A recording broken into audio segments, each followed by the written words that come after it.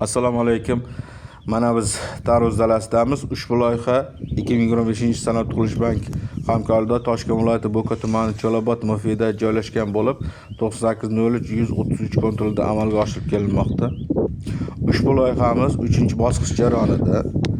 Mana shu konturimiz 10 gektarlik maydon tashkil qiladi.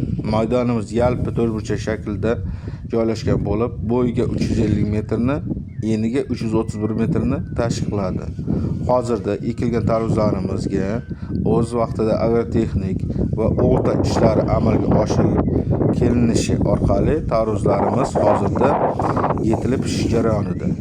Ushbu loyiha 33 ta fuqaroga 30 sotikdan bo'lib berilgan.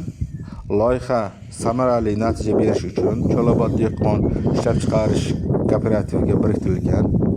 Ushbu loyihada bo'yicha gektarga 70 tonnani hosil olish rejalashtirilmoqda.